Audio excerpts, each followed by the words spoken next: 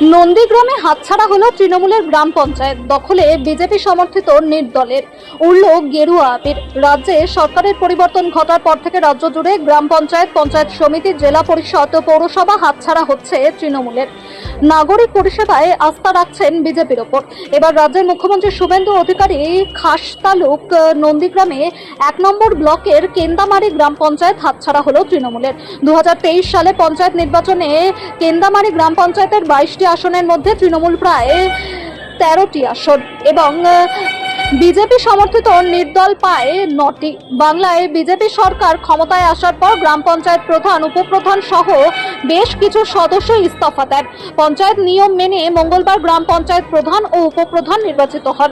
এদিন 19 জন সদস্যের উপস্থিতিতে তাদের সম্মতিতে প্রধানের দায়িত্ব পান আভারানী বেরা এবং উপপ্রধান খাজেদা বিবি।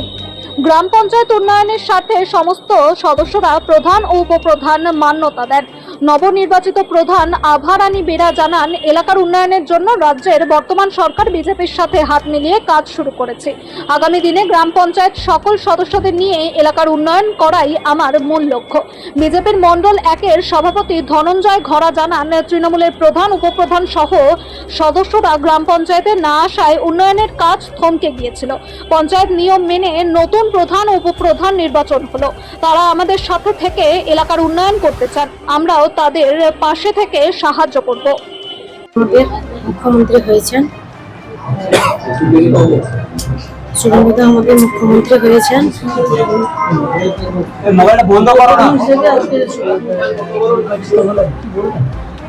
উপপ্রধান হিসেবে নির্বাচিত হয়েছি। 8টি নির্দল প্রার্থী নিয়ে সেই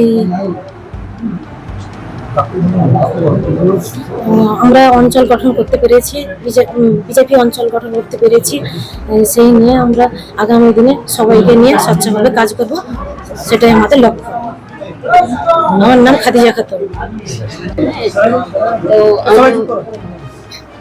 আজকের মোটামুটি আজকের যে অনুষ্ঠান দলের পক্ষ থেকে আমি মেনেও নিয়েছি।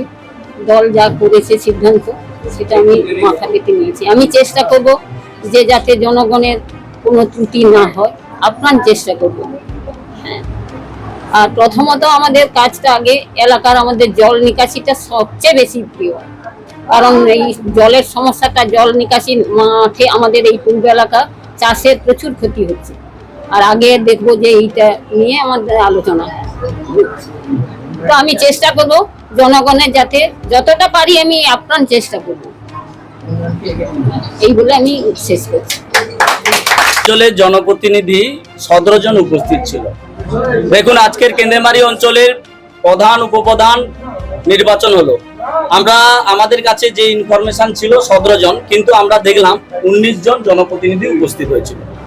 আমরা সবাইকে আহ্বান করেছে প্রশাসনের পক্ষ থেকে এবং আমরা তাদেরকে কনগ্রেচুলেশন জানিয়েছিলাম যে সরকার পরিবর্তনের সঙ্গে সঙ্গে আমাদের সম্মানীয় মুখ্যমন্ত্রী সমস্ত তার যা বার্তা বা আমাদের দলের সবকা সাথ, সবকা বিকাশ, সবকা প্রয়াস, এই উদ্যোগকে আমরা সফল করতে হবে, বাস্তবে রূপ দিতে হবে। তাই আমরা এখানকার সমস্ত জনপ্রতিনিধিকে আহ্বান করেছিলাম। তারা কিন্তু এই আহ্বানে সাড়া দিয়ে আজকের প্রধান, উপপ্রধান নির্বাচনে অংশগ্রহণ করেছেন, সহযোগিতা করেছেন। তারা একটাই কথা বলেছে, এলাকার উন্নয়নের স্বার্থে মানুষকে পরিষেবা দেওয়া জনপ্রতিনিধির দায়িত্ব। তো আগামী দিনে সরকার পরিবর্তনের সঙ্গে সঙ্গে আমরাও সেই সরকারকে স্বাগত জানাচ্ছি। আর প্রধান, উপপ্রধান যারা নির্বাচিত হয়েছেন তাদেরকেও আমরা সমর্থন করছি। ইনাদের হাত ধরে আগামী দিনে ডেভেলপ হবে, উন্নয়ন হবে, সরকারি পরিষেবা। আর আমরা জনপ্রতিনিধি হিসাবে তার অংশীদারিত্ব হলাম, সাক্ষী হলাম। তারা আমাদেরকে স্বাগত করেছে উপস্থিত হয়ে, আর আমরাও আমাদের পক্ষ থেকে তাদেরকে স্বাগত জানিয়েছি। আগামী দিনে উন্নয়নের ক্ষেত্রে কোনো রকম দ্বিধাভেদ থাকবে না। সবাইকে নিয়ে এলাকার উন্নয়ন হবে, তবেই সার্বিকভাবে উন্নয়ন আমরা করতে পারবো। ভারতীয় জনতা পার্টির এটাই প্রতিশ্রুতি। আমার নাম ধনঞ্জয় ঘরা, ভারতীয় জনতা পার্টি মন্ডল 1-এর সভাপতি।